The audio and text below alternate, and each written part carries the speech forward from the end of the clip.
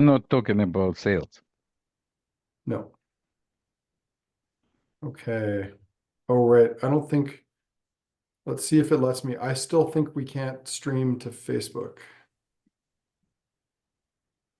but let's find out. Oh, that Jura is stinky. Very cool.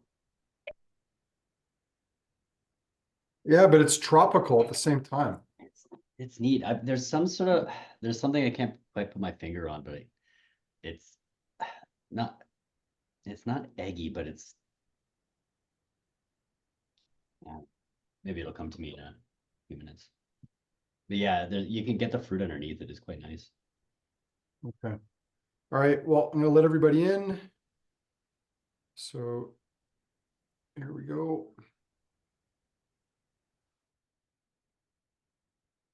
All right.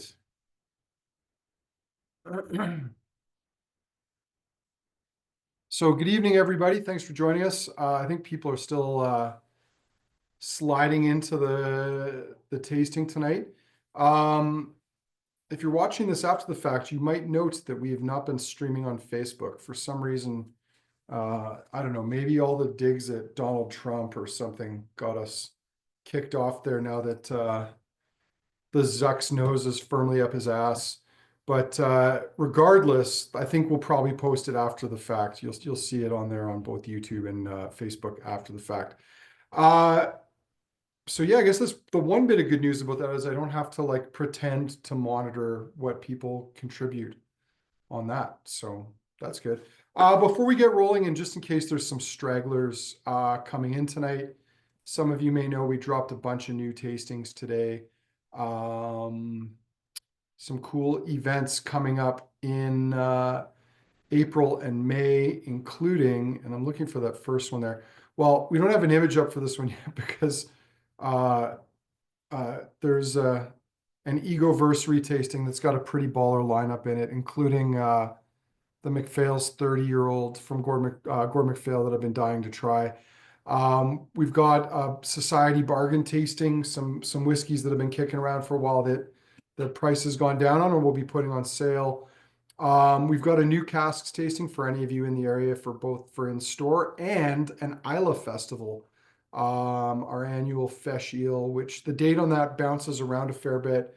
So that's coming up. What else is there? There's a baller Glenallachie tasting with a really crazy lineup, including the new 35-year-old. And we've got a stash of the Meikle Tor Turbo that will be balloting to people who sign up for that tasting. And then Evan's got his own little dig at America here. We got our Cinco de Uno tasting coming up. Evan has reimagined the map of North America. I don't know that we'll see that on Google anytime soon, but there you have it. There's a wildlife distillery tasting. Might be kind of fun, especially for those of you outside of Alberta. And then a Barry Brothers and Rudd lineup, because we've got a new Barry Brothers and Rudd cask coming next week. 25-year-old, probably Macallan blend Edrington whiskey that's pretty stunning. Great price. And later in the spring, we were expecting a Tianinic 14-year-old that's kind of spirity, lovely little distillate, another great price on that too. So we'll have by that point 7 Barry Brothers casks in store. So we're going to do a Barry Brothers lineup. And the best part about that is, other than the blended malt and everything else in there, frankly, is that it's another excuse to have the Bowmore 1997. Who doesn't like a chance to dip into some of that? One other thing, if you didn't notice it, I'll just give a quick plug for, because it was in the Malt Messenger today. For those of you looking for a Canadian escape, I've been working with Gordon MacPhail, the Jasper Park Lodge, and Authentic Wine and Spirits, as well as the Moline Range Distillery in Jasper, to put together a pretty cool little package for the second, or I guess the last weekend of the month coming up. And it's going to feature a number of tastings, one of which is a closed distilleries dinner at the Jasper Park Lodge, including a Port Ellen, which it has been a hot minute since we've had a Port Ellen in a Kensington wine market, or even a non-Kensington wine market tasting. But that'll be a lot of fun. Kurt, Sean are with me. We've got Igor here as well for some color and some facts that we maybe don't know. But Kurt, before we get rolling, since you're my main co-pilot here, anything else we need to mention before we get going? No, aside from send your wives out next year to the Ladies Only Whiskey Festival. We just did it a couple of days ago, and it was a banger of a night. Everybody that was there had an absolute blast, and the vibe was. Next year, send your ladies out because they outshopped you guys. They did. It was impressive. They had a good time. And you know, for those of you who maybe live in a different city, I mean, there's some cool little hotels right in Kensington, so they can have a little mini vacation out of it. So that's a good call, Kurt. Yeah, and 100% of the proceeds from that go to the Brenda Strafford Center's Heart and Home Foundation, which is a local second stage women's shelter, and they needed support right now because they had a flood and they had to find a place for 12 of their clients to reside until that gets resolved, which is kind of sad. But yeah, back to the biz whiskey. We've got 8 whiskeys tonight, which is a pretty big lineup. This range came about because the Whisky Sponge line, at least the numbered ones of it, is done. Angus said they would stop at 100 and he stopped at 100. Although there's all these little side bottlings and things. I mean, you can't end something like that. But as I'm sure most of you know, there is then the Whiskey Land, which we're going to start in on next week. So Decadent Drinks is still going to be bottling cool older whiskeys with fun labels, but the Sponge is being retired. So yeah, it's a interesting moment. How many of these Sponge tastings do you think we've done, Kurt, Sean? Like 4, 5? At least. This might be the 5th. Igor says 4, so maybe this is the 5th, or maybe it's the 4th. Either way, we've done a number of them. And I think one of the things I love about doing tastings for these is quite often the number of bottles coming into the market are very small, like a dozen, maybe 18. So the fact that at least one of each of these gets open for people to try is pretty cool. James calling us out here that your wife can drink 8 Kentucky Mules. You know what? I didn't read that until just now, but I thought there was a reference to the fact that there's actually American whiskey in tonight's tasting. And we should add, we poured the lineup and the tasting before, you know, all that stuff happened. And anyway, I'm sure it'll be fun. We can get to that when we get to that. But we've been nosing the Jura, as some like to call it, better known as Jura, Isle of Jura. But we've got a 30-year-old here, and man, it's funky and it keeps getting funkier. I'll pop this up on screen. Like, I think Sean was going into cheesy tones.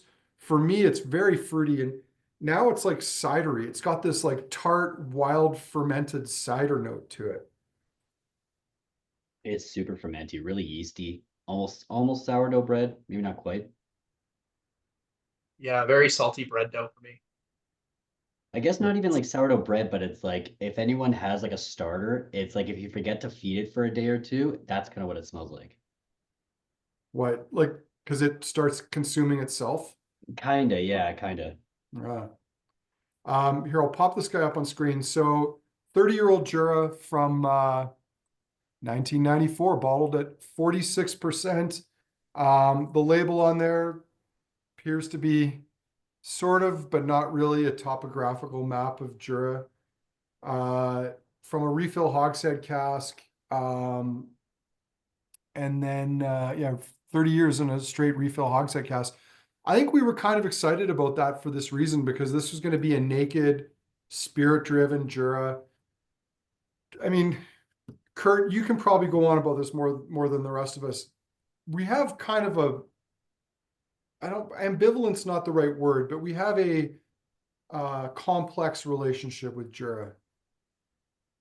Yeah. And I think we're slightly unfair to Jura, largely because of who was ending for them for so long. because we have tried some really cool independent Juras. I think there's still a first edition we've got on the shelf that's really good store. But the main lineup is kind of boring. Something like this. I bought this blindly, I can't lie, because I was so excited about this bottling. And as soon as we started nosing it, before we let it be into the room, Sean and Andrew were already talking about this. This is everything I hoped it would be. It's brie with a little bit of like cranberries in it. You get like there's a footy note. I think that's that fermentiness, like very beachside, bare feet kind of. There's guava and tangerine and all kinds of like light tropical tones too. Great nose. Yeah. Sean? Yeah, that footy, slightly sour note still translates onto the palate, but it's really like a really luscious, complex custard underneath. Like it's like someone's whipping, I don't know, not just a custard, but then like, I don't know, like a patisserie will be doing it, not just like your standard everyday bakery. Custardy was the first thing I wrote down for the nose, but I haven't properly tasted it. It's yeah, it's so light and so delicate. I mean, when you think of Jura, like Jura's got those massive stills, which is probably one of the reasons why it's distillate is kind of, I mean, dirty's not the right word, but I can't think of a better word to describe it. It's Muddy. just not a clean distillate. And, you know, time in casks, allowing it to oxidize, allows it to become more expressive. Like the rougher edges get burned off. I mean, for me, this is a classic example of that style. And what I love is that you've got that, but then you've still got this like wild edge to it. It's not fully tamed.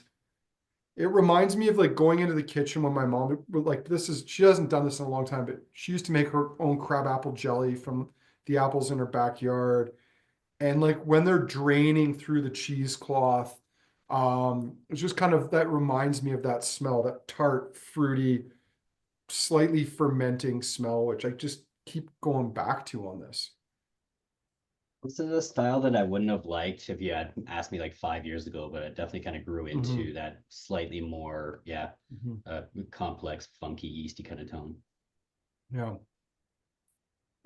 I mean, I think that's the cool thing though, is, I mean, like, there's an elegance to this, but I don't know that I would describe it as pretty. Like it's got some rougher edges to it, but it's unapologetic. It is true to the style. I mean, I've had some other old, like very plain cask Juras, and this isn't that far off of them. Not quite as tropical. Kurt, you'll remember like those, what were they like? Was it the 1979 and 76 and 77. 76 and 77? That's right. I mean, those were just insanely tropical Juras, but also made at a different point in time when, you know, very, very different point in time. The previous whiskey bubble. So do you think this would have been in the Willie's era 30 years ago? In the which era? The Willie's era? Willie Tate? Willie yeah, I think it would. I mean, yeah, I think it would have been in the Willie Cochran era, because Willie Tate sort of retired before him. But yeah, I think this would be Willie Cochran era, the Jesus of Jura era. Which, if you haven't heard that story, I might as well just quickly tell it because it's incredible. And the two Willies of Jura also were like 4'10" max. Like they were tiny fellas. The first one was incredible because he had this like kind of Captain Highliner beard. Like he looked like he could be a fisherman on the east coast of North America.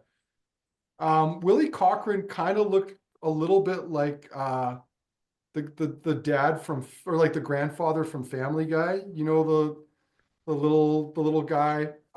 Anyway, darker features, and he was quite a character. Like he was a really charming guy, great sense of humor. And I remember he was telling the story because I guess a film crew came to film Jura for something in Japan, and while they were there, there's two things that happened. First of all, Willie Cochran got a little big because like he was starring in this film about Jura for Japan. And one of the locals said, Willie, you might be a big man in Japan, but here you're still a little shit, which was like kind of pub comment. But the other one, which was even better, was Willie had a small child while he was managing the distillery. And it's an island, like it's wild. There's a road, but you don't really need to worry about traffic because there's so few cars or traffic on it. And Willie's daughter was playing in the yard with her chicken, as you did, because there's not many other children to play with. And the chicken died, like dropped dead at her feet. And Willie was panicking. So he did what made sense to him was he pulled his hip flask from his pocket, poured some whiskey in the chicken's beak, and then gave it mouth to mouth. And allegedly it came back to life. And the joke of this is that like Willie was the Jesus of Jura. So Kurt, I don't know where you were going with the Willie's era, but I couldn't help but bring up those two glorious little tidbits. Do you remember that bottle that Willie Tate signed? That, Oh, you know, Richard the one Patterson. where he was so Willie was in a room with like 19 or 20 dudes. I don't think there was any ladies that night. And he kept complaining about how companies put too much emphasis on packaging and the box. I don't know why everything's got to go into a box. And at some point he says, you can't eat a box. And all the men in the room start snickering. He didn't appreciate there was different connotations for that word in North America. But yeah, God, like both of them were such incredible characters.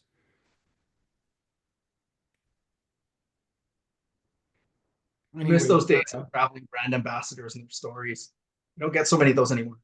no, because they're like bartenders that, do some online research, maybe visit the distillery once and, pretend to know everything there is about it. And, a lot of them are, they're nice people, but they come across really insincere, like, oh, Bowmore's in my blood or, whatever's in my veins. And it's like, is it though? Like, you're from like Sudbury. So anyway, I digress. Anything else to say about the Jura? We've we're already 20 minutes in and we've only done one whiskey here. That's largely my fault. Let's do number 2. All right, number 2. So number 2, Glen Moray. Who doesn't love some old Glen Moray? Where is this one on the site here? This one of the few ones I think that might still be available. 32-year-old Glen Moray. Kind of has what I can only imagine is a Star Wars themed label, or at least a riff on a Star Wars themed label. Second from final release. So I guess we would call this the penultimate of the Whisky Sponge range. It's a multi-vintage bottling, marrying a 1990 refill hogshead with a 1992 second fill sherry hogshead, 51.8%. Sexy old Glen Moray is what they say, but let's dive into this ourselves and see what we think.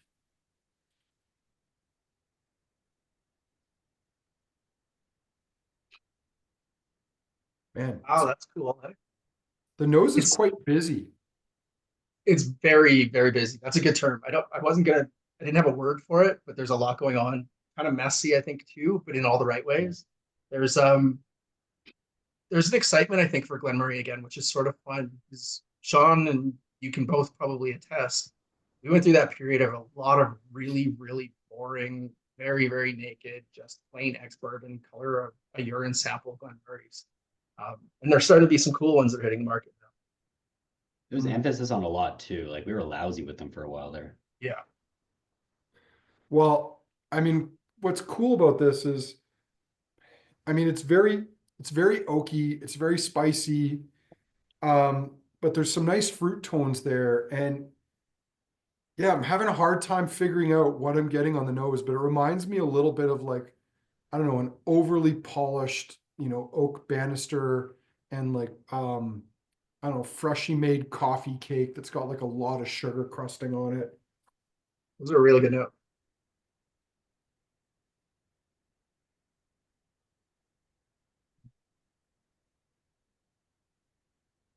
Oh man. I can't get my head around that coffee cake note now. It's a really good note. I mean, it's got a kind of modern spice profile to it, but an old school whiskey like body and feel. Some really nice fruit tones there, quite sugary. Yeah, like that coffee cake note, I think is still there. Polished wood, really, really subtle spices, nice fruit tones. Yeah, I mean that's a pretty delicious dram. It is. It kind of reminds me of some of the safer style of rums, like some Chinese rums and something in like a kind of dead barrel. And it kind of reminds me of Glenfarclas too, like on the palate. Mhm. Interesting that you're saying rum. I was thinking that too. It actually, to me, so on the palate, it immediately reminds me of Calvados, and then it goes into more Spanish descent rums, which like that more sponge toffee, slight dried fruit kind of like note. But both of them together was kind of strange. I don't think I've ever really had that on anything before. It's also really interesting how much of a barrel influence being two refill casks like that. Like, and only one of them was sherry, but this does kind of seem to lean a little bit more into those darker, deeper tones. Mhm. Yeah. Wow, An this interesting dram. Someone was referencing that the font is clearly a riff on Star Trek: The Next Generation.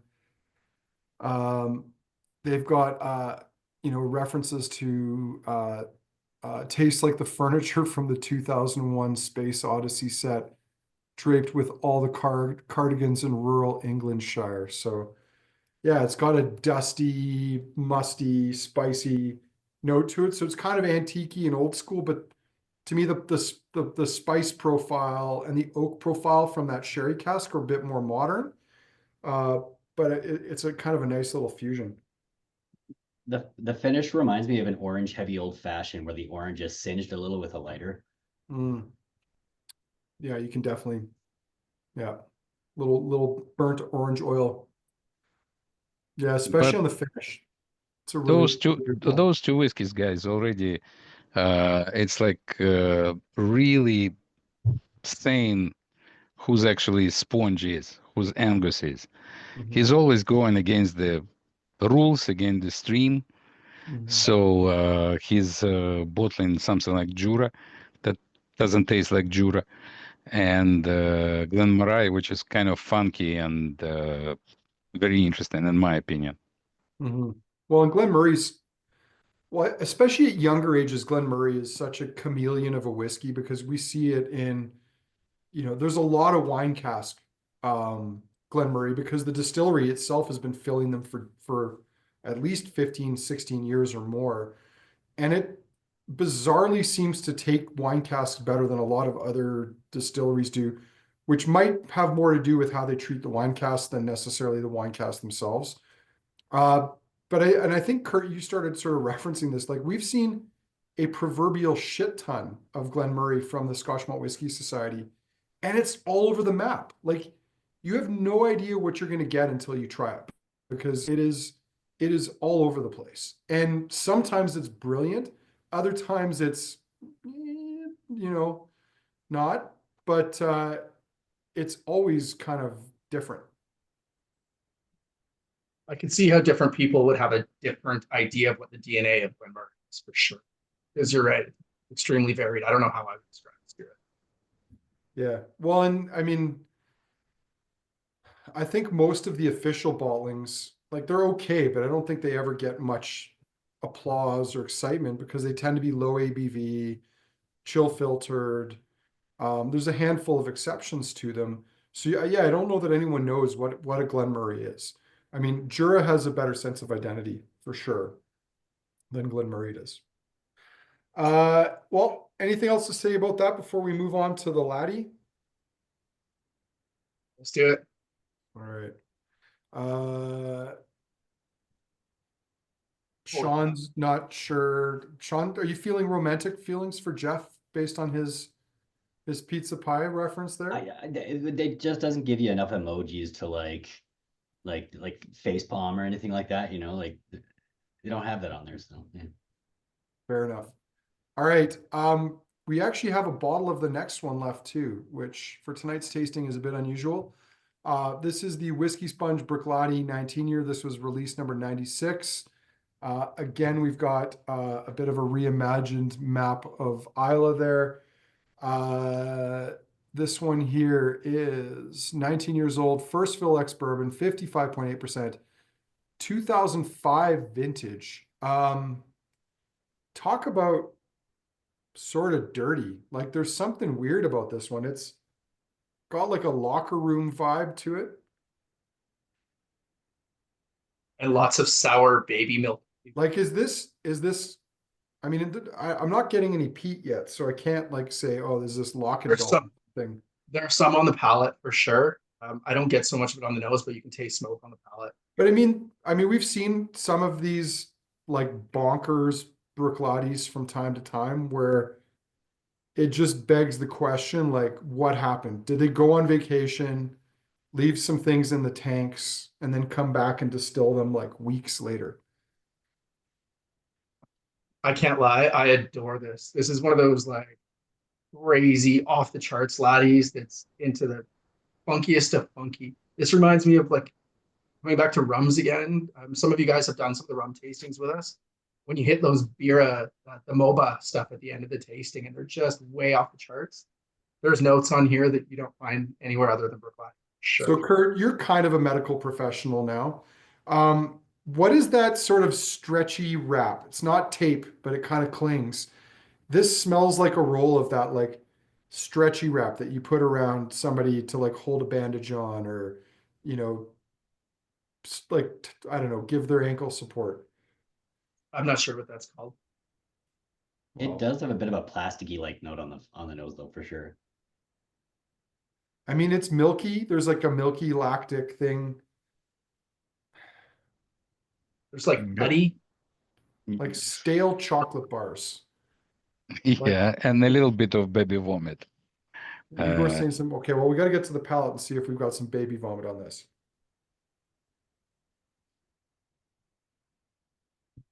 Oh yeah, there's definitely some baby vomit on that. Oh. I mean, it's fun. I don't know that I really dig this one. Interesting. I think it's neat. It's got some cool candy notes right on the front palate. Like, Yeah, but like it's you're opening neat. a box of nerds and just like dumping it all in your mouth. Yeah, like right after you like kind of had a little bit of like acid reflux, like all the way into your mouth. Yeah. I adore it. It's cool. But like, come on, level with me here. Can you see yourself drinking glasses of this? 100%. This is my style. If I could have more and more whiskeys like this, I'm loving the way Bruichladdich is. I'm all for like rich, flavorful, like oily whiskeys. I'm not saying this is dreadful. It's not dreadful. It's interesting. But I mean, I don't reach for things that are interesting when I want to have like a drink that I really enjoy. I think part of that might be an ethos thing. Like for me, if I'm not doing a tasting or writing tasting notes, I don't want to overthink what I'm drinking. I just want to enjoy it. And I think the bottom line for me with this is it's fun, it's interesting. If I was sitting around with some people having a chat about it, that would be one thing. But like, I don't know that I would. This is not something I would want a session. But also, Andrew, just leave it in your glass. It's gonna change. Well, Igor, that's why we do the speed round, which Yeah. based on our progress so far could take a while. But Yeah. it's interesting. The peat is way more prominent on the palate, but it's weird. It's like this hickory smoke.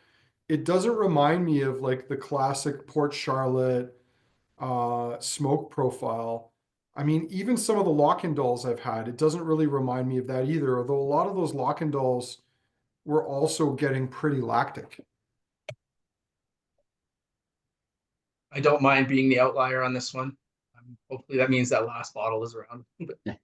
I sit in the middle. I think like I would definitely bring this out if I had people over. But yeah, I'm not sure if I would like just reach for it on my own. But all things being equal, Sean, would you buy this? If the prices were the same, would you buy this before the Glen Moray or the Jura? I honestly I kind of wish that Jura was still in the store, I probably would have got one of those, but That's fair. How many IUSs does this one need? International, what kind of units are those? Something units? Does anyone know what IUSs are? I'm sure it'll get international units. units. I believe that's something that's come up at a prior tasting. Great t-shirt idea, yet to be executed on.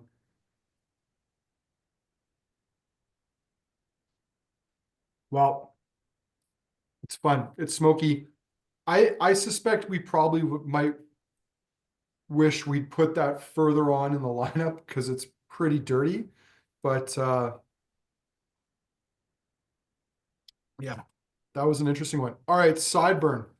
Possibly the best independent bottling name of all time, especially if you know what it's a reference to, which is to teaspooned Balvenie, also known as Burnside. So Sideburn is essentially Burnside. I'll zoom in on this.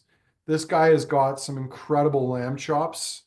So much props for that on the label. Multi-vintage of 1992 and 1993. It is teaspooned Balvenie, 51.4%. Sadly gone, but gents, let's dig into this one. Oh, this comes as almost like an antidote to what we just had. This is beautiful. This is lush and fruity. Oh, it's quite tropical on the nose too. You know what? I'm just picking this up on my palate now, but like, was there a chance that Bruichladdich was slightly corked as well? Like, I've got this weird kind of, I don't know, faint corky taste in my mouth. I don't get any corky notes, and they usually linger really bad. Yeah, I wasn't really getting anything. So it's just like very sciencey, I think is what you're trying to say. It's just a really sciencey whiskey. Extra sciencey. Extra science, no added charge. So what else did they say about this? So it's a second fill barrel and a first fill barrel, bottled in cask strength. Who wouldn't love to have the chance to purchase a couple of barrels of Burnside and be able to do your own little blend with them? You know what it reminds me of are those little Runts candies on the nose. Oh, neat. Yeah, it's like a whole plethora of the fruit too. Yeah, I mean, and when I say that, don't imagine me going out and buying a thing of Runts and eating them. I reserve most of my high calories for alcohol. So, you know, have to monitor the candy intake. It's purely going from memory. One of those sacrifices you make for the job, Andrew. Yeah, box of nerds. One thing I did eat recently because Chloe brought it here. Has anyone had those like sour clusters that are coated in nerds? They're like, it's like a sour jelly with like nerds around the outside. No, That's what this no reminds idea. me of. Interesting. Got like apple juice with like orange fruit. What's going on too? Oh man. That's my jam. I mean, it's a little heavy on the oak. I know that's a funny thing to say because this is quite delicate, quite fruity. That first fill barrel from the one cask has kind of added this real velvety honey vanilla cream, but man, this is fruity, easy drinking. I would pay like multiple times more for this than for that Bruichladdich. I've always said that the best Balvenies are Burnsides.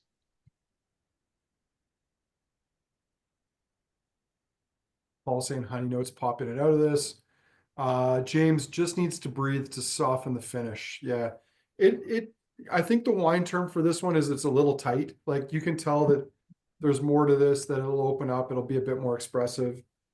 But yeah, it is just a little on the tight side. Needs some time.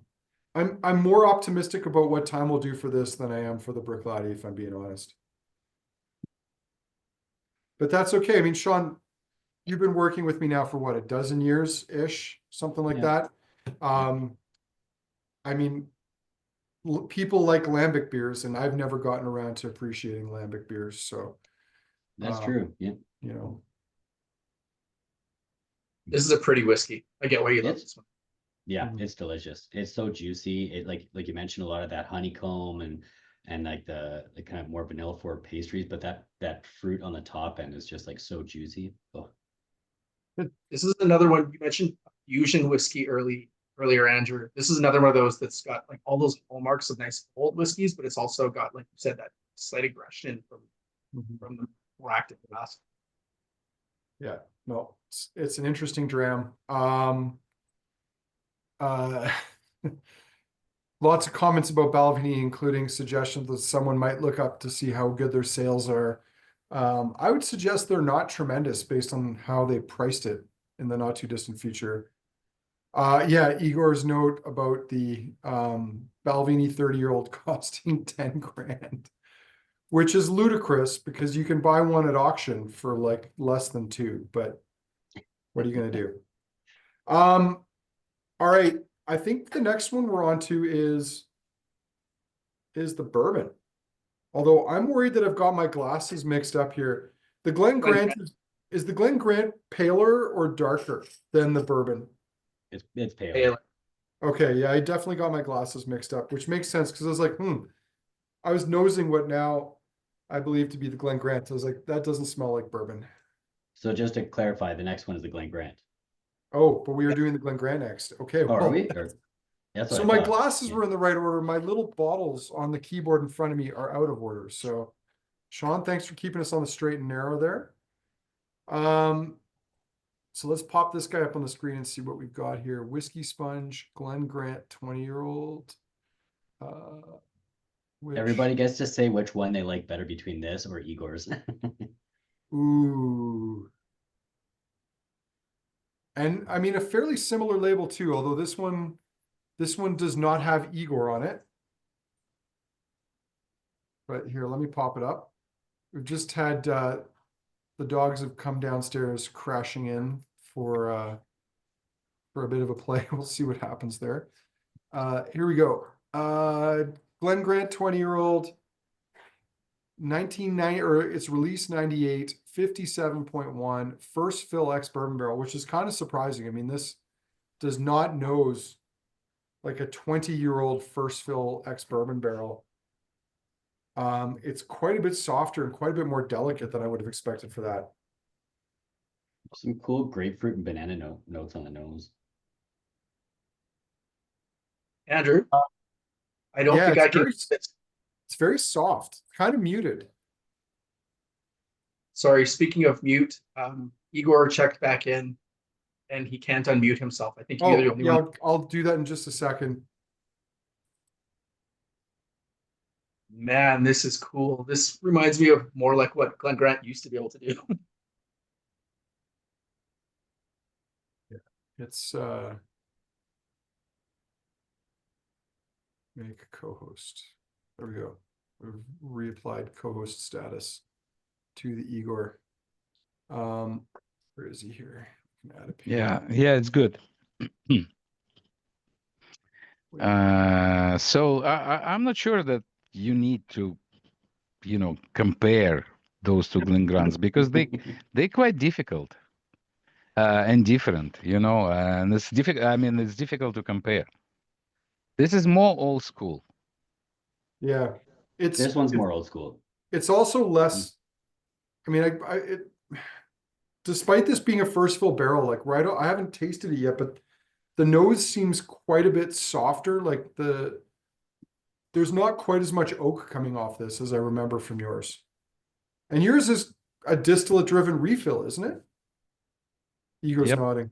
Yeah, Absolutely, yes. And it's quite different, but it's very interesting why he chose it, because those two actually represent in really like very old school Glen Grants. Like it was those refill casks, bourbon refill casks from, 60s, 70s. And this one more like I'm not sure is it refill, right? No, apparently, I mean, I might have to go dig on this because I it's think it's surprising I when think it it's says first fill. it's first fill, but that doesn't make sense. I mean, the oak on this is so light. It's a bit bigger on the palate. I mean, maybe these were like Jim Beam Devil's Cut rinsed casks because Probably. You I never mean, know. it doesn't taste like first fill bourbon. I would agree, but it's on the palate.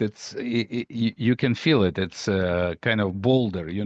It's a more chewy. Mine is a little bit lighter on the palate. Mhm.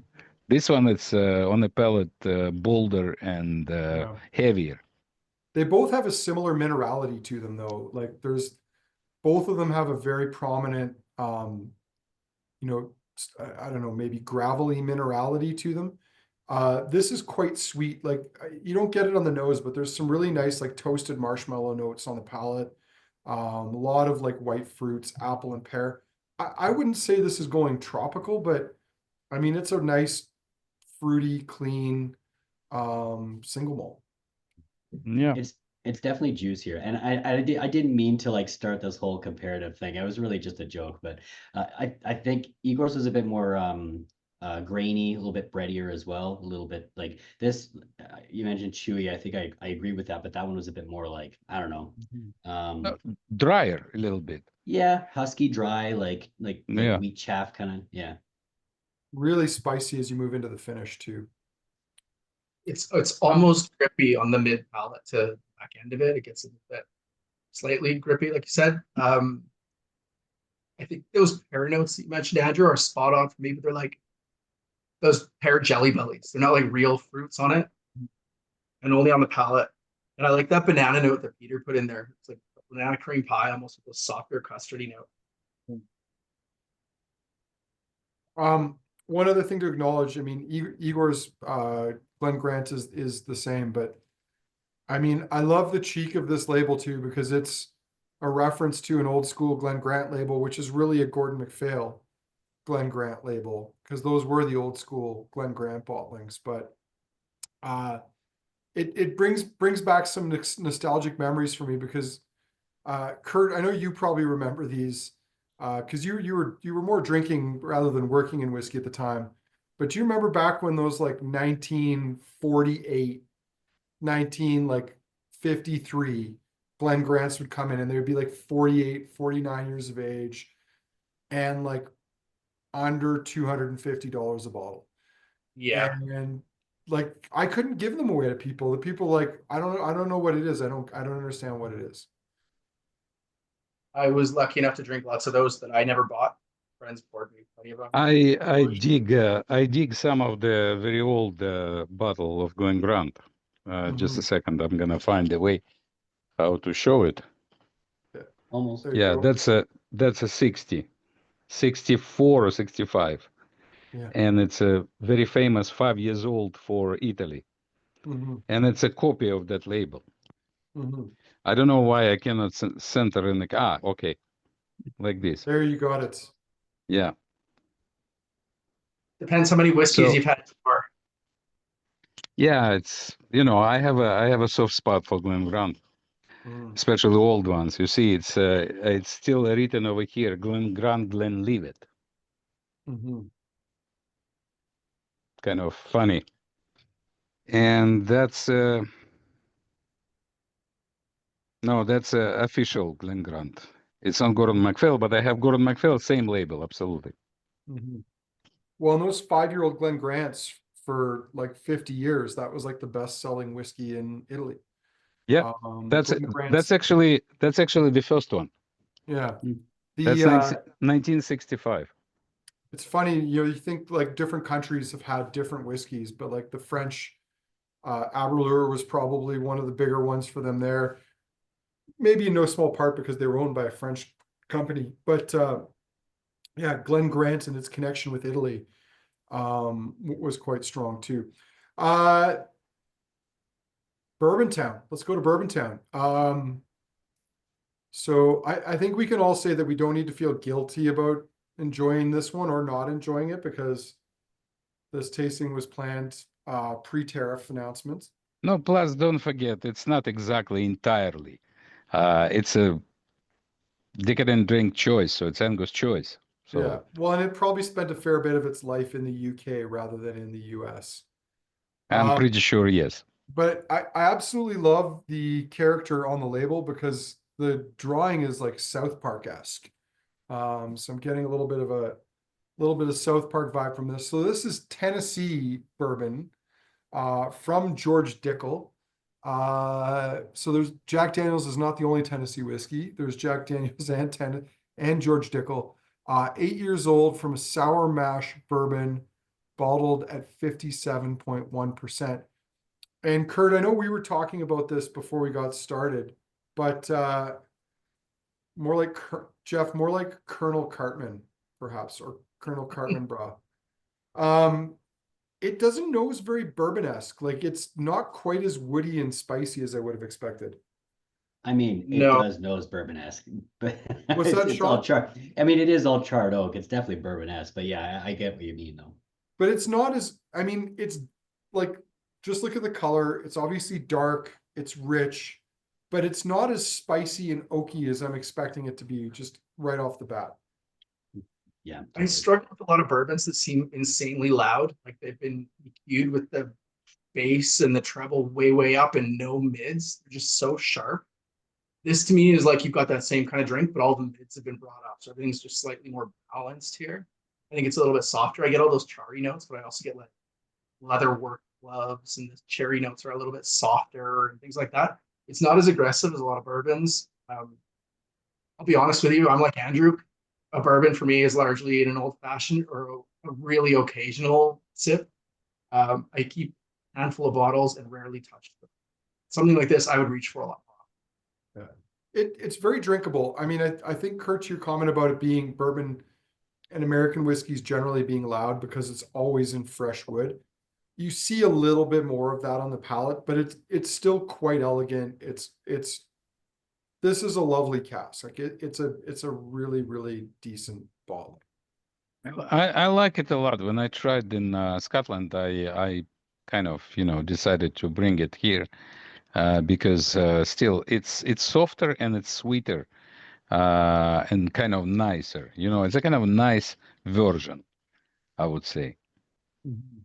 I agree, it's definitely sweeter. I love the proof on it. I think like if I'm gonna drink bourbon, which doesn't really happen as much anymore, honestly, but if I do have bourbon, I want it to be like just shy of 60, and this really kind of nails the nails it texture wise. Well, and interestingly, they note that in their description, this was proof down. So 57.1 is not cask strength. They diluted it down to what I'm assuming Angus felt was a good drinking strength, which I think is something that's a fair comment to make about bourbon, is that a lot of the high proof bourbons, like I remember back when we still would get things like Thomas Handy, Sazerac, all those limited releases, and they'd be over 70%. And any time I tried them, I was just like, these things are like rocket fuel. Like I did not get why people liked them because they were so hot. And the reason they're that hot is in Kentucky, Tennessee, you've got a fairly dry climate and hot. So you're going to lose more water than you are alcohol to evaporation. So over time, the ABV goes up. And one of the most fascinating things, and I mean, James made a reference to it here, and I know he's no longer the Michter's guy, but I still have a lot of respect for Michter's. Of all the bourbons, I think it's my favorite because they intentionally proof their distillate down before they put it in wood because they know it's going to increase in strength and they don't want it to get too hot. They don't want it to be over extractive. And I think why this is crucial is look at what distilleries like Tormore have done since Sukhinder Singh bought it. They went into their warehouses and saw all these casks that Chivas Pernod Ricard was filling at still strength. So like 67, 68% alcohol, and they've proofed them all down to 63.5 because you need that balance between water and alcohol to actually properly mature in the cask and pull the flavor congeners you want out of the wood. If it's too hot, it gets really messy really quickly. I didn't know Michter's did that. That's interesting. Yeah, I think they proofed down to around 53% before they actually put them into the wood. James will be able to fact check me on this, I'm sure. But I know that they proof their casks down before they put before they fill them, or they proof the spirit down. If there's one bourbon that I would have on my shelf and actually reach for regularly, it would be the Michter's 10, either the rye or the bourbon. Either doesn't matter to me. Yeah. For me, to be honest, for me, was always the sour mash. That was always my favorite. This one actually, it kind of like noses more like a sour mash, but drinks more like a bourbon. There's a little bit more going on the nose, I think, than palate. Sean, do you know if Dickel is a fairly rye heavy mash bill? I get a lot of rye. I think it is because I mean, well, I don't know if it's like fairly heavy rye. It might be mid. We used to get Dickel in the province actually, both the bourbon and the rye. They were probably one of the best deals you could buy on the shelf, honestly. But I don't remember the exact bill. Yeah. I like that a lot more than I thought. So James confirming they distill slightly lower, which is an interesting fact, but they also fill. They dilute down to 51.5 before going into wood. But anyway, my last case of this bourbon arrested. It's So- it's stuck in the warehouse, is it? Yeah, yeah. Yeah. Well, I mean, Igor, it could be worse. You could be an importer with a lot more American products. No, I'm good. I'm good. Yeah. Obviously that's an unfortunate situation, but it's interesting times we live in. Sammy has got the mash bill for us, Kurt, 75 corn, 21 rye, 4% barley. So yeah, rye heavy. It's not super heavy, but definitely there. Like, yeah. I would have thought heavier than that. I'm surprised it's that corn heavy because it doesn't come across as like a sugar bomb like a lot of the bourbons do, I find. This is a really tempered cask. I really like this. Yeah, it's quite good. It starts to lean a little into those classic like cherry cough syrup notes closer to the finish, which is not my favorite, but I think the rest of it is really kind of sits pretty with me. All right. The next whiskey, which we're sold out of, and we clearly never even bothered to get around to putting a description up for. Kurt, I'm going to let you lead in on this one because this was a cask that was done for your club with a label that is both interesting and terrifying all at once. And maybe I'll let you wax poetic on this one because I'm not sure what to say about the ball gag the sponge is wearing there. Yeah.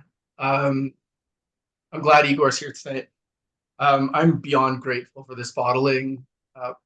Conversation with Igor after one of our festivals less than a year ago. I said, what are the odds that Angus would maybe consider doing something for us? And he said, absolutely, like completely committal, like let's do it. He sent a note to Angus, reached out to me within like a week or two or a couple of weeks, I think, and things were starting to come together already. Angus proposed something to us that he said it had been put together. He'd taken it to a festival and it had gone over like gangbusters, paraphrasing, of course. It sounded appealing to me, and this was on the heels of a Loch Lomond bottling I'd done for the club as well. This wasn't also Loch Lomond, but two streams. So Loch Lomond, slightly more minerally, slightly more typical, I'd say, distillate style, married to that Inchmurrin, yeasty, sour, tangy, everything that's beautiful about Inchmurrin. There's a small outturn on this one, which suited us beautifully. We took it blindly. I can't lie, because I have a lot of faith in what Angus is doing. I think his vision is amazing, and we could geek out on this for hours, as we did with my club not long ago. He's a visionary. So with this, he came up with the whiskey. We threw a couple ideas at him for the label, and he took it in this direction, which was way off the beaten path from where we thought.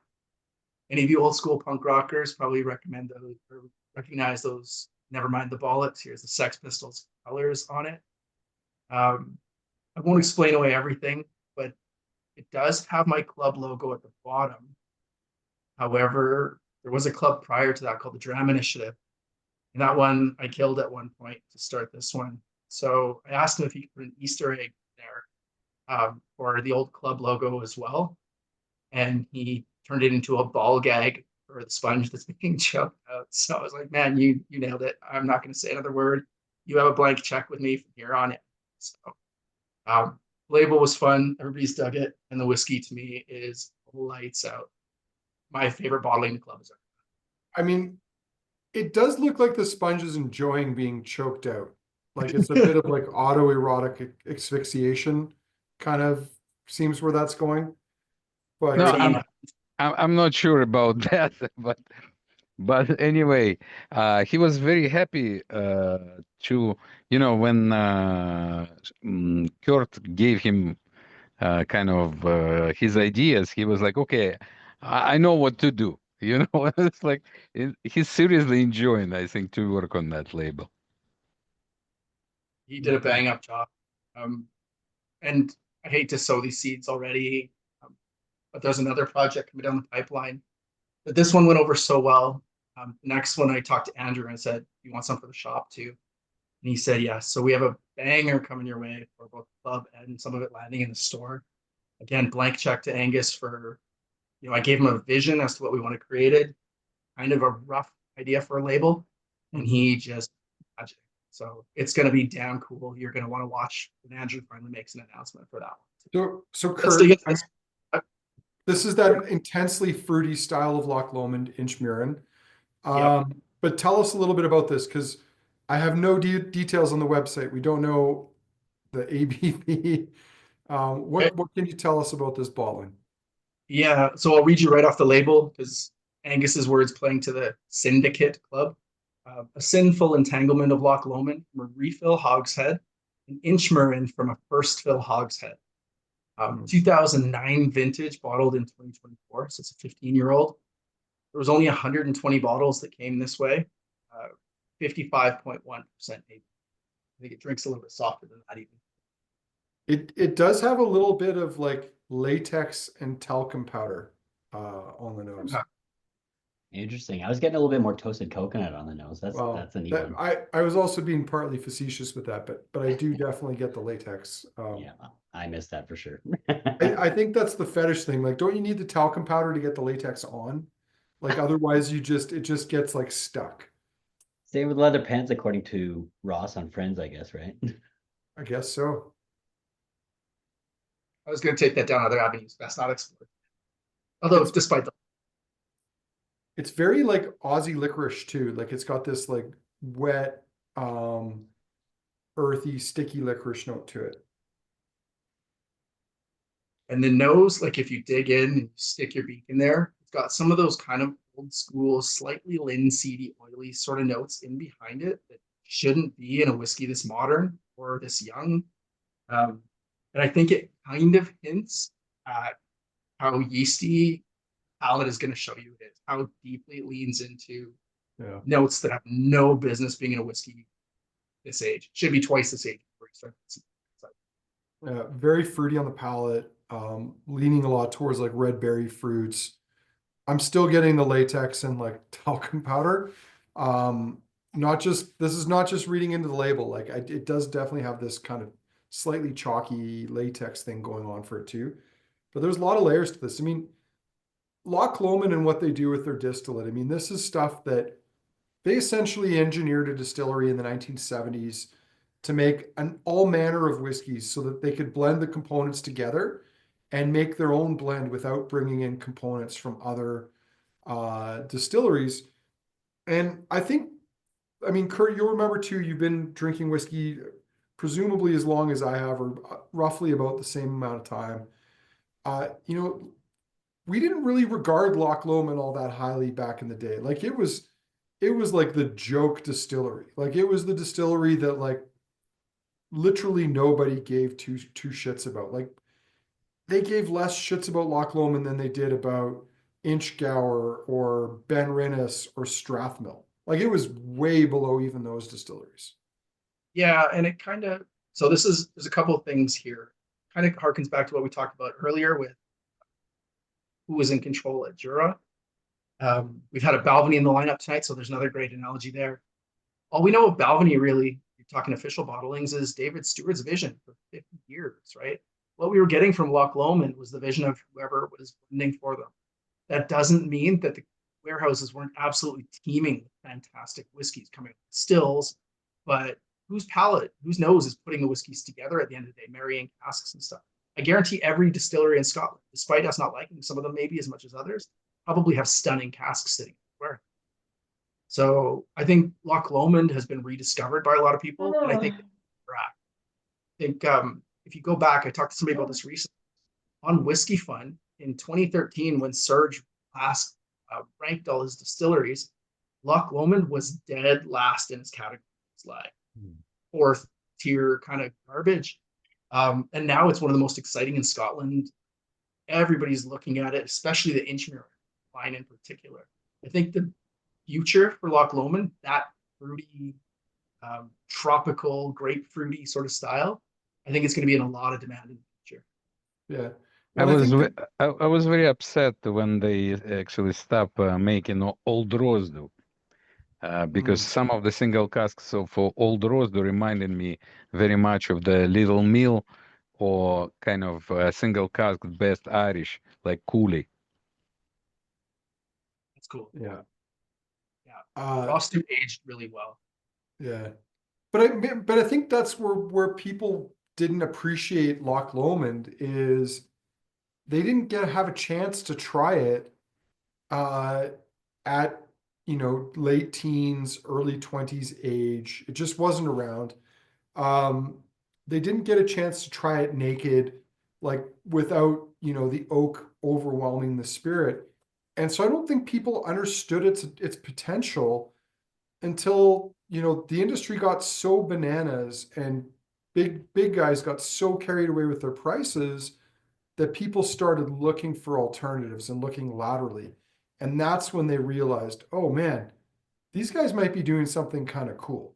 And like, let's be honest, not everything they make is awesome. I mean, a lot of their Crofton Guias to me have this like chemical, like burning wire profile. Sometimes it works, sometimes it doesn't.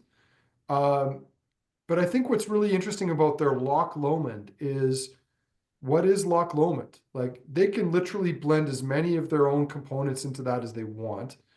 I mean, their 12-year-old whiskeys are so good and so underappreciated because they have the ability to do what other distilleries don't. They can blend all these different spirit profiles together. Curiously, for a company that was all about bargain basement whiskeys and making really, frankly, like bottom of the barrel blends, they were doing some really interesting things when it came to fermentation and distillation. And I'm not even sure that the people there at that time understood what they had or what they were doing. And in hindsight, like they're such an interesting company, not because of they were like, it's not like Ben Romick and Gordon MacPhail, and Gordon MacPhail has just they did all the right things because they knew what to do with Ben Romick because they took their time. Loch Lomond did all these crazy things to support a business model that doesn't exist anymore. And in retrospect, their distillate is one of the most interesting that's out there. And I can't lie, when I was over there last time when we got those casks for the shop and for the club, that experience I had with their team and at Loch Lomond Distillery and Glen Scotia Distillery has become one of my absolute favorite distillery experiences. Like unforgettable. They treated us like gold. So that company's got a lot of cool things going on. There's been an interesting side chat about the disco cow era of Glen Scotia, along with the Inchmurrins that looked like they looked like vodkas you would buy at a tourist trap in Banff. And these came out, I want to say late 2000s, maybe early 2010s, but probably late 2000s. And I remember the guy who was behind them was this really, really nice guy, Andrew Gray from Bruichladdich. And Bruichladdich may or may not have done him the dirty. He left. This is before Remy Cointreau got involved. He went over to Loch Lomond. They tried to launch Glen Scotia and Inchmurrin as single malts. And they came out with these packages that were just fucking bonkers. Like the Glen Scotias were like 5 different pastel colors. I think the 16 was pink. The whiskey was great, but the packages were they were so gaudy. And I remember like about 6 months in, Andrew's in town and he's like, how are they going? And I said, Andrew, people hate the packaging. And he's like, but It's the first time anyone's done a triple screen printing on the bottle. And I was like, what does that have to do with anything? They fucking hate the packaging. The technical merits of how you made them look ugly is irrelevant to how people feel about them. They really strongly dislike them. And it's such a shame because some of those Inchmurrin bottlings and some of those Glen Scotia bottlings were absolutely banging. I don't think I had one I liked. I can't lie. And I remember the Glen Scotia 16 was so gin-like. I actually thought I was. But there was at least one batch of that, Kurt, that was like phenomenal. So Let's send consistency Sean Hunting. issues. I know he's looking for some. He has. What's that? Is- We'll send Sean Hunting for some. Yeah, I'll Sean? find some. So I haven't found any of the Glen Scotias, but last year I did find the Inchmurrin 21 and that gross old like black and white silk screen label.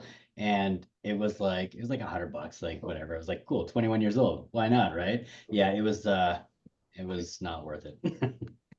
There were definitely blind spots in those ranges for sure. But man. All right. What's left? Ardnamurchan?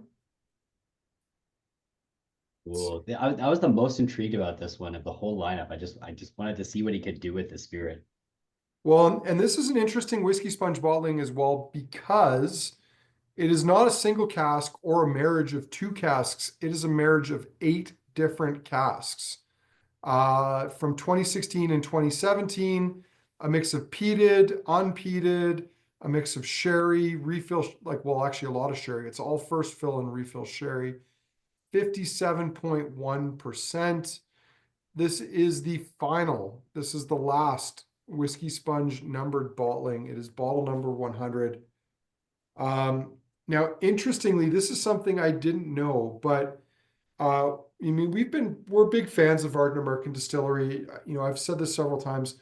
They're among the best, like the top 3 of the new distilleries, of the 40-ish new distilleries that are out there. And one of the things I love about them is, again, they're making whiskey in an old school way, but they're doing it also in an environmentally sustainable way, which I think is noble, that you're able to do both those things at the same time. They have fairly long fermentations. Their unpeated distillate is fermented with both brewers and distillers yeast. The peated distillate is only distillers yeast, so they don't use brewers yeast for that. But they make a really rich, really complex, really flavorful spirit. And this is just 7 years old, but I mean, it doesn't nose young right off the bat on the nose.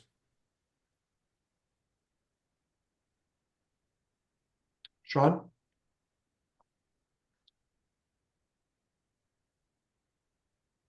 Not there yet, sorry. Or Kurt? Wow. Hey, that's a neat one. As soon as I stuck my nose in, I was kind of a little bit Twitter pated. The palate, however, swings us right back around to where I'm not necessarily in love with a lot of young whiskeys lately. The nose, way beyond its years, is beautiful. There's bigger fruit tones. There's a ton of stuff going on. You can tell it's aggressive for a 7-year-old, but it's on the palate where you really see how aggressive that one is. Got a lot of like virgin oak or charry notes and stuff on it. I don't think it's bad on the palate. I don't think it's my jam, but the nose is 100% awesome. Mhm. I haven't had a ton. Okay, like full disclosure, I have not had a ton of experience with like tasting a lot of the Ardnamurchans, even the ones that we've had in the store. I didn't go out of my way to tasting a bunch, with the exception of our cask and a few others. It's not a spirit that I've really attached myself to yet. I don't think I got it, and I still don't think I get it. Kevin mentions like with the peat, it's a little bit more of that like what do you say, barbecue? I think he Yeah. said, yeah, like a barbecue note, like almost like It's almost hickory. Yeah, like hickory smoke or something like that, which I don't mind, but I certainly don't search out in anything. It's the palate's a little bit nicer. Again, that hickory, it comes through more like hickory sticks, like the potato chip thing, but there's some really nice elegance underneath it. Like it's not like, yeah, I don't know. I'm undecided so far. I think for me, my biggest knock on this is that it's so sherried I mean, and it's not so sherry. I mean, the sherry is quite balanced, but because this is like all sherry casks, it doesn't give you like a real insight into that profile the distillery has. Now, to Igor's point from earlier, maybe this is because he's not trying to replicate what the distillery is itself doing. I don't think it's a bad balling at all, but it's not the most exciting Ardnamurchan I've had. I think the most exciting Ardnamurchans I've had have all been bourbon cask ones because it gives you a bit more insight into what their distillate is and what it's doing.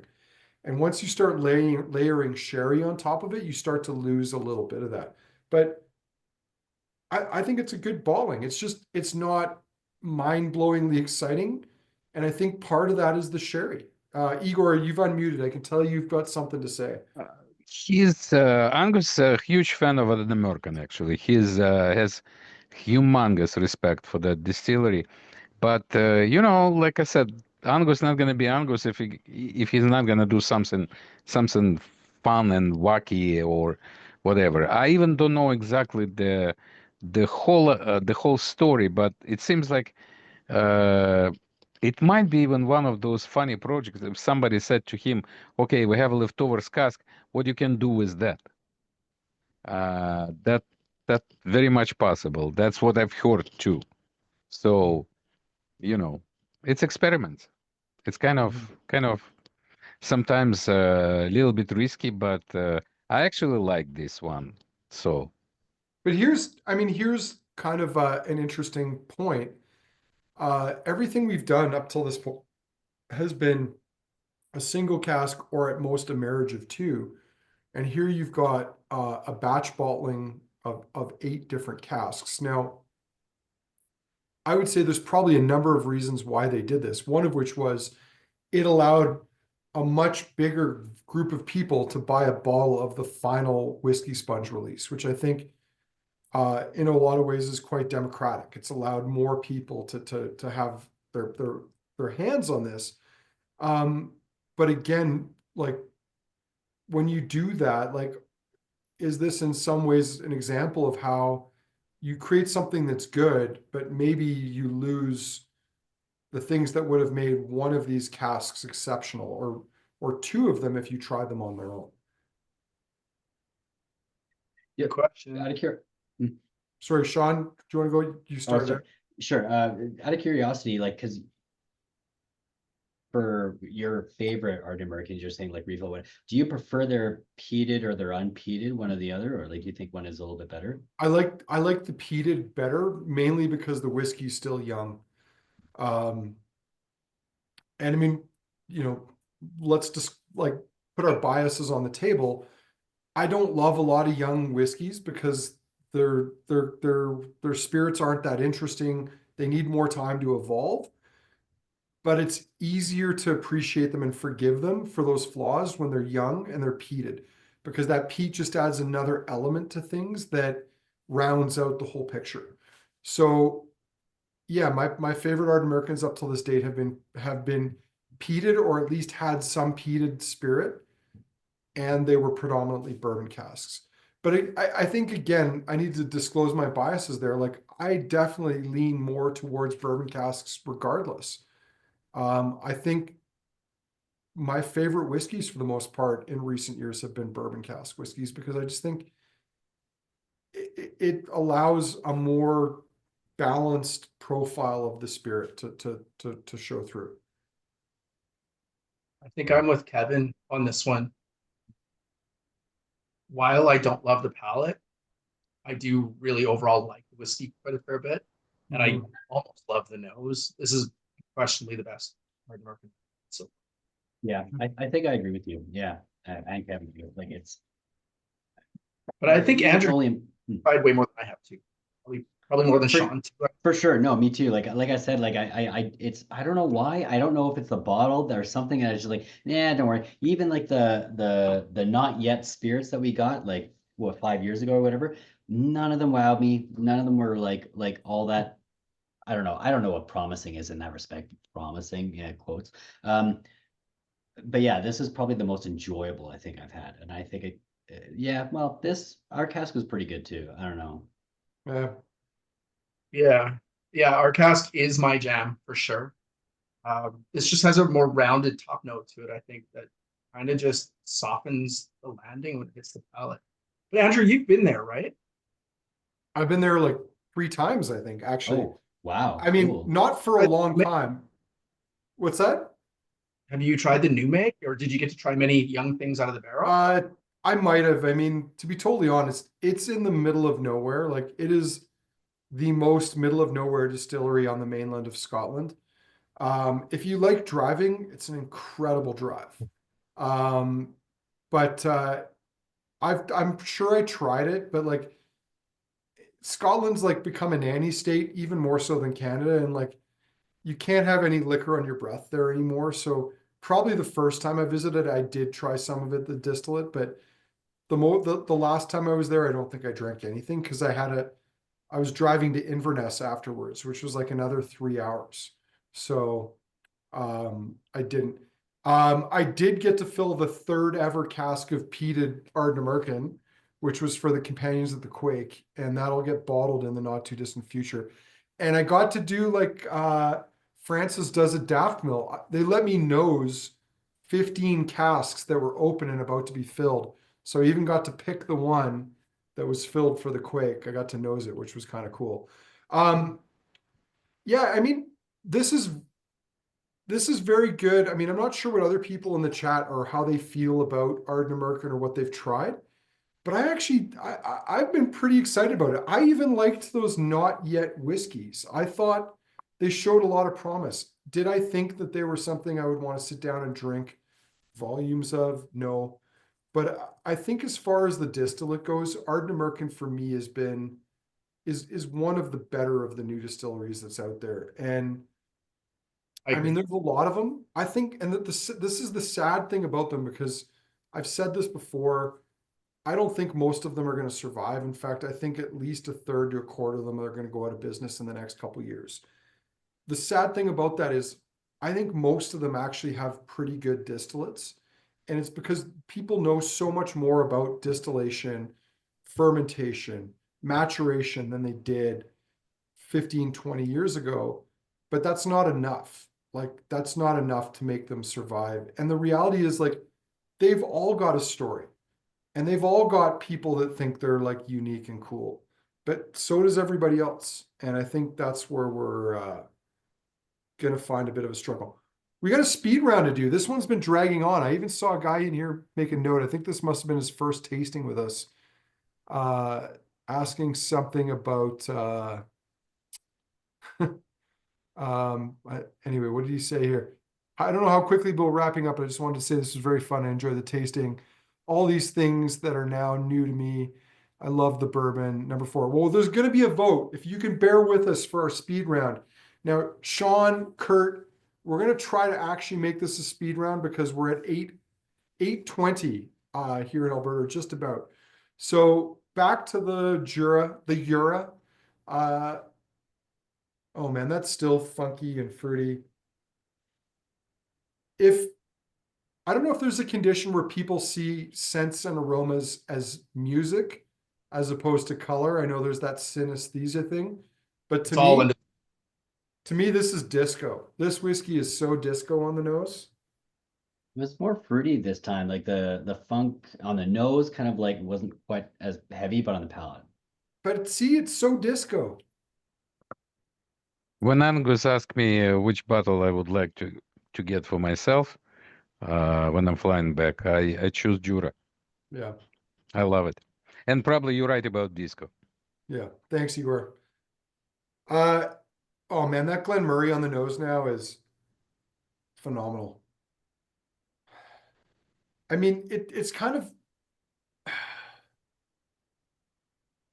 it's a little bit tight and closed, but you can tell there's like some decadence and some tropical tones underneath. It kind of reminds me a little bit maybe of like that Glen cask we had back in the day where it was just enough sherry to kind of make it interesting, but not enough to make it weird. I mean, Sean, I think that's a really cool call. That was a 1972 Glen. Yeah. I think that was slightly more tropical than this, but you're right. This is probably the closest thing to that I've had in a long time. Kurt? I think that was a really good length of time for both of those whiskeys to kind of decant a little bit. Because I think both of them are showing even prettier than they did. Yeah, I agree with that. All right, the one I'm most nervous about revisiting. Let's get there. Let's go Bruichladdich. Well, I get a little bit of like coffee crisp on the nose now. It's like Sorry, like what? Sorry. Coffee crisp chocolate bars with still that baby pukey sour milk. I'm getting more like Triscuits and Weetabix. Cool. I was thinking more like, well, you said sugar, you said coffee crisp. I was thinking like sugar crisp cereal. Hmm. I can see that. I Can't can get see the enough coffee of that too, actually. diabetes. That's a joke. If you have diabetes, I apologize, but you probably shouldn't eat a breakfast cereal called Sugar Crisp. I'm Wait, just sugar saying. is the first word. Yeah. This has gotten a lot better. I'm still not sure I like it. This is everything I love about Bruichladdich turned up louder. Oh. Yeah, it's pretty cool. Andrew, don't torture yourself. I need that last drop of beer just to rinse my palate from that. So, Sideburn. Oh man, Oh, this is so good. this is probably the best nose in the entire tasting.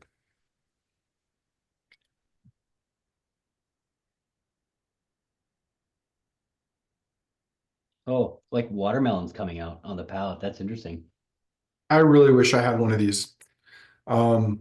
It's juicy, tropical, a little bit old school, nice oak tones.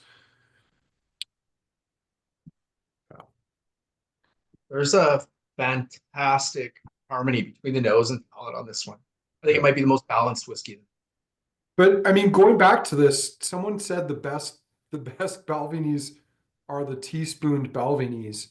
I mean, I've had so many good Burnsides over the years, whether it's from Cadenhead, whether it's from Boutique, and I would say that they have to be one of the most consistent distillates from nose to palate of any I've had. Like, you almost know exactly what you're going to get on the nose is going to translate like neatly to the palate.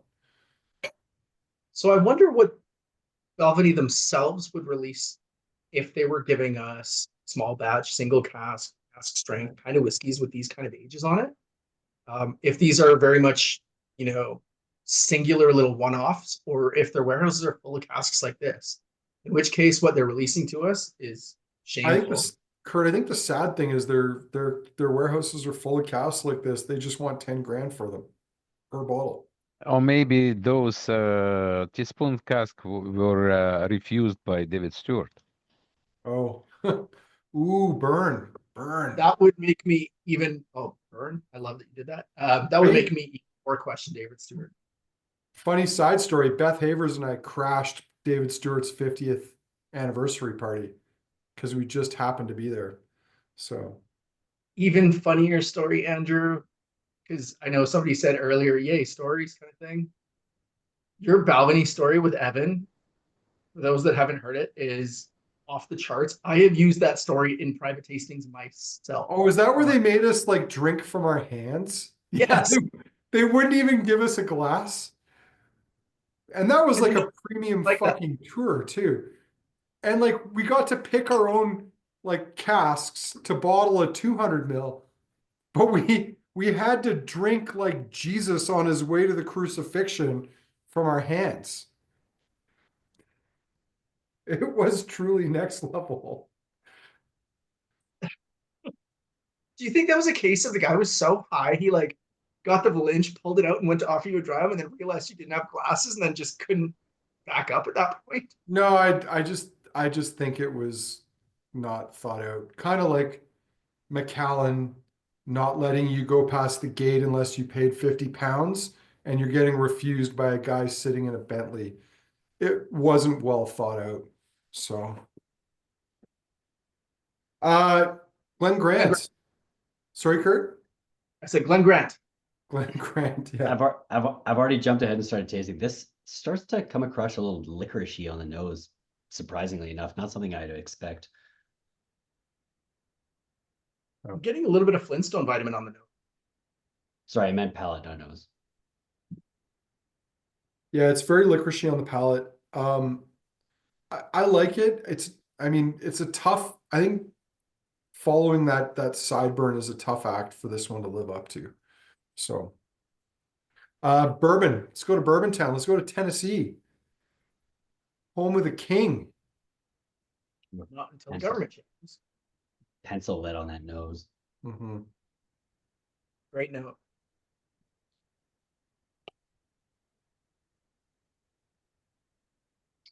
It's like bourbon light. What's that, Kurt? It's like bourbon light. It's almost like you took bourbon and poured a little bit of 7-Up or Sprite or something in it. It works beautifully. I would say like best of bourbon. I mean, when bourbon's good, by which I mean not just overly oaked, aggressive, and in your face, this is what it tastes like. Some of the best bourbon I've had has not been bottled in America, which is pretty sweet. Well, how about that 24-year-old boutique bottle that we couldn't give away to people? You know, you got people begging you for pappies. And this, what was it like, Sean? It was like $200 and something a bottle for 24-year-old bourbon. And it was like actually complex and elegant. And we couldn't give it away. We put it in so many tastings. Oh. All right. Kurt's fetish whiskey.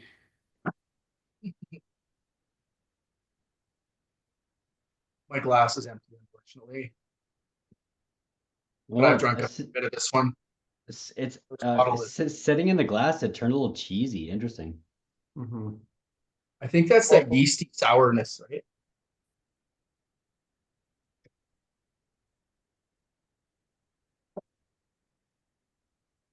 I love how tropical it is. I love how grapefruity it is on the palate too. Like those sour, tangy, pithy notes are so my jam. It's got an old school lipstick kind of note to it. Oh, neat. Oh, like that. Not, it's not waxy. I know Yeah, well, it's a exactly little what you're wa- talking about. It's a little waxy. I mean, it's not like the whatever the lip gloss or whatever they have now. It's more like that old school style. That's a crazy note. Well, if this is anyone's favorite, I guess you just have to move to Calgary and try and join the syndicate, right?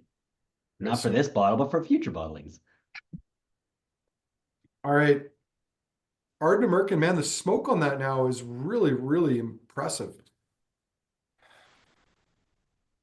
I'd say it again. The nose is unreal on this one for a 7-year-old whiskey. Really awesome for 7. It smells like you're on the far side of a lake, like a really big lake from a forest fire. Yeah, okay, yeah. I was gonna say something about camping, but I couldn't really because it's not sulfury like matchsticks, but it's something with camping. I can't lie, it's a little bit Lechegi on the palate. Yeah, I mean, to be honest, I think it's the sherry. For me, yeah, I'm struggling with it. I like it. I don't love it. But it's the sherry. All right, let's get this vote going because this tasting has gone on, I think, a little longer than normal. Let's see polls. Here we go. It's not going to be too much surprises. What's that, Igor? It's not going to be too much surprises, yes. I don't think so. Evan was either not emotionally or physically able to add a third cheeky question. So we'll see what people say here while the vote goes on. Now, Igor, if you don't mind me asking, if you had to pick a couple of favorites from tonight's lineup, what would they be? A couple of favorites. No, it's difficult to beat Sideburn, obviously. But number 2 probably gonna be Jura because it's such a humongous surprise for me. Yeah. So. Okay. And if you had a third, if we let you have a third vote, what would your third favorite be? No, again, I'm not surprised by it's a difficult question because I obviously love syndicate bottle. I really You don't love have it to because polish Kurt's ego here.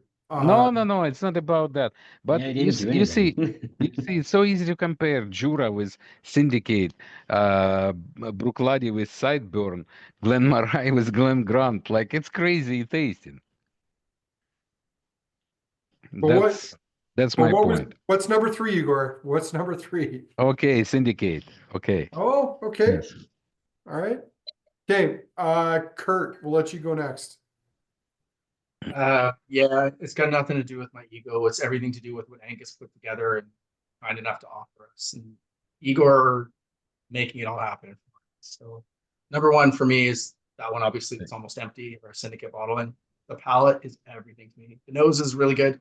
The palate, though, unreal. Number two, I'm sorry, the Laddie is my jam. And number three, I'm going to go Sideburn just slightly over the Jura, though I really want to. Sideburn is just really well balanced. Okay. Sean. Number one, I actually think I gotta say Sideburn. I think that was kind of the most like it was balanced and it was everything, all my jam. And then coming back to it is what I really enjoyed after a little bit of time in the glass. Two, that Inchmurrin, man. I don't know. I want to say Jura, but like Inchmurrin's kind of eking it out just a little bit. Okay. And three.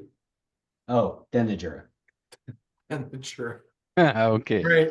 Yeah, I'm gonna contrast this.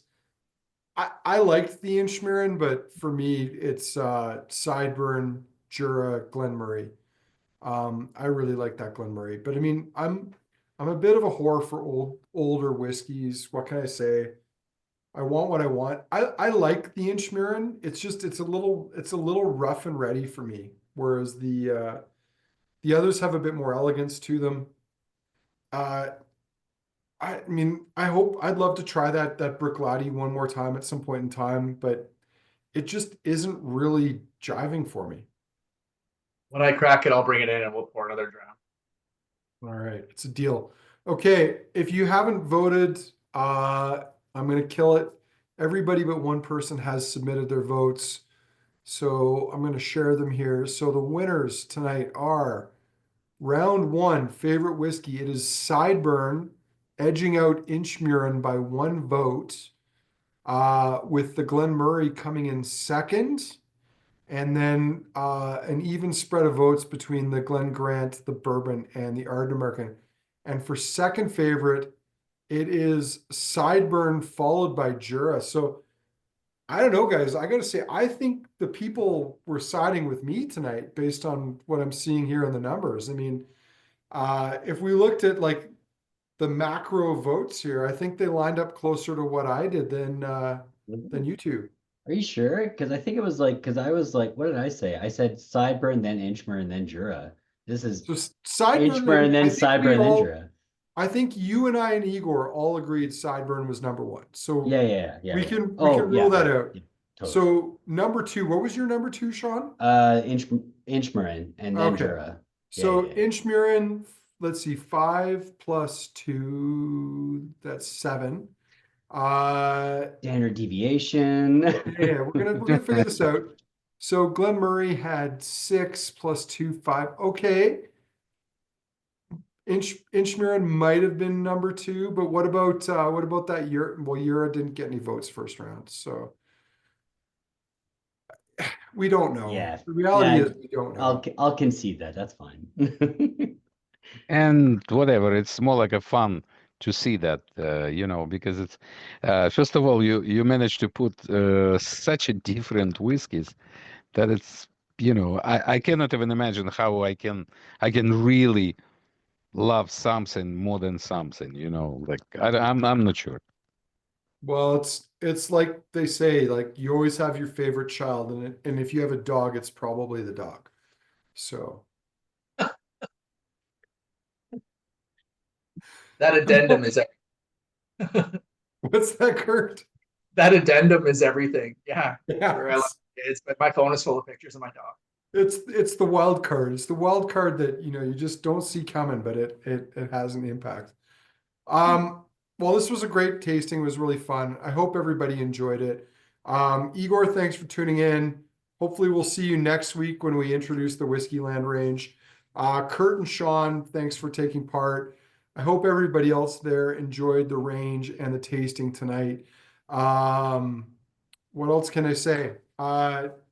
Stay tuned for more fun stuff down the line. But yeah, thanks everybody. Thanks, everyone. Take care. Okay, peace out.